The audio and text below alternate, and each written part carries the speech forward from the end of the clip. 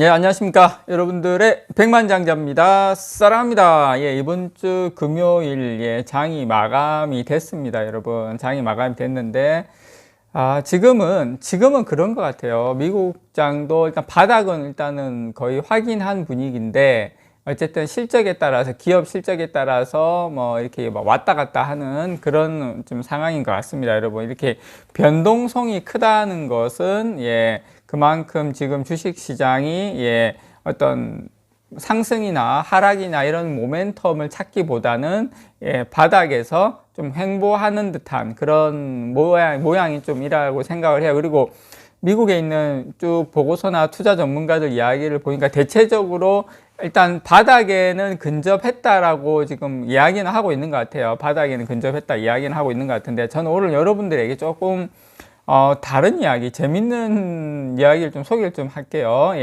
시총 70조 기업을 둘로 나누니 170조.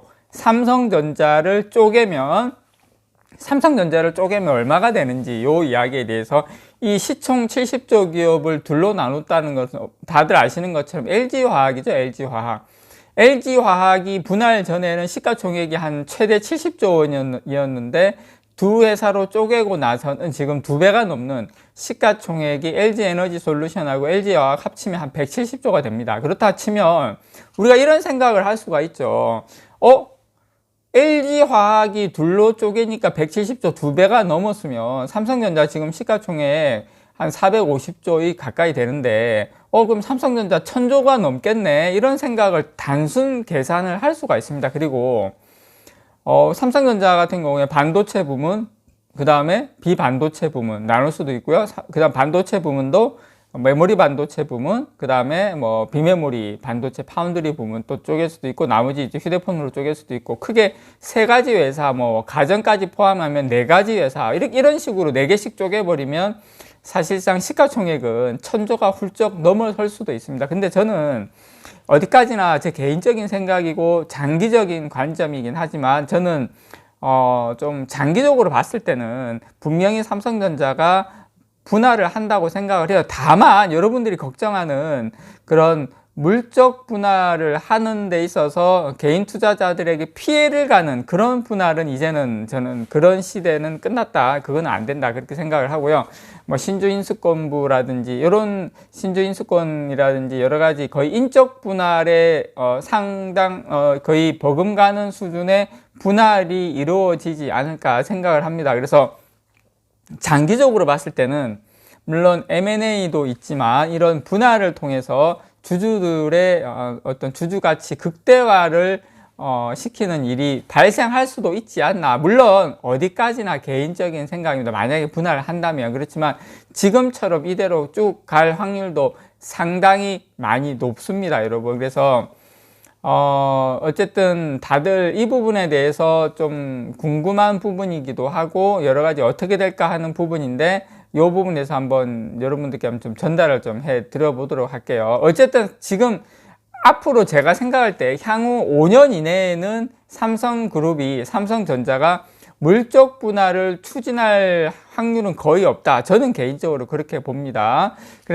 그렇지만 투자자 입장에서는 궁금하죠. 앞으로 삼성전자가 혹시 물적 분할하면 어떻게 될지. 자, 일단 요거 한번 여러분 생각 보시기 바랍니다. 일단 여기서 이야기한 건 뭐냐면, 자, 삼성전자의 영업이익의 전망은 반도체 부문이 올해 기준입니다. 반도체 부분이 35조, 나머지가 한 23조 원이에요. 그래서 반도체 부문의 주가 수익 비율, PER이죠. 높을수록 고평가됐다는 겁니다. 자, 삼성전자의 최대 경쟁자인 대만의 TSMC PER이 한 30배 정도 됩니다. 30배. 여기 한 30% 할인한, PER 30배에 30% 할인한 한 21배를 적용하면 시가총액이 735조 원이 나와요. 735조 원. 삼성전자의 최대 경쟁자인 TSMC의 PER의 30배에 우리는 한 21배만 적용해도 735조, 영업이익 기준으로. 그래서 비반도체 부문은 한국 평균 PER, 대한민국 평균 PER 10배, 싸다, 10배. 비반도체라 하더라도 너무 싸요. 예를 들어서 휴대폰은 애플하고 경쟁해야 되는데 말도 안 되게 싼데, 그렇다 치더라도 230조 원이 나와요. 그래서 만약에 메모리 반도체, 그 다음에 비반도체, 예, 반도체 부분을 TSMC에 한 30% 할인된 한 70% 적용해가지고 반도체 부문, 비반도체 부문 합치니까 965조 원이 나옵니다.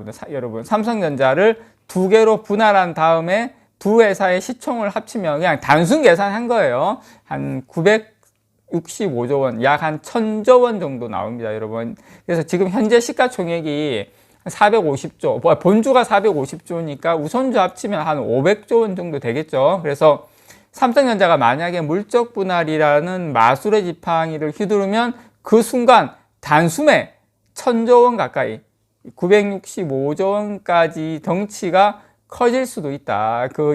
그런 이야기를 좀 하고 있습니다, 여러분. 그래서 어쨌든 작년에 삼성전자 주식을 지금 31조 원 넘게 개인 투자자분들이 지금 사들였는데 지금 여러분 많이 힘드시죠. 주가도 지금 계속 지지부진하고 7만 원대 초반에서 좀 왔다 갔다 하는데 거기에다가 지금 LG 에너지 솔루션이 시가총액이 단숨에 2위에 오르다 보니까 이게 지금 증시의 자금을 블랙홀처럼 또 빨아들이고 있죠. 이 바람에 안 그래도 지금 어떤 증시의 수급이 한정되어 있는데 여기에 지금 LG 에너지 솔루션이 돈이 많이 빨려 들어가다 보니까 사실상 삼성전자도 어떤 좀 간접적인 피해를 받고 있는 것이 아니냐. 일부 주주들 사이에서는 이런 이야기도 나오고 있습니다. 그리고 LG화학에 대해서 사실상 LG 에너지 솔루션을 주주들에게 엄청난 피해를 안기면서 물적 분할을 한 거에 대해서 가장 민감하게 반응하고 있는 주주들이 바로 삼성전자 주주들이기도 합니다, 여러분. 그래서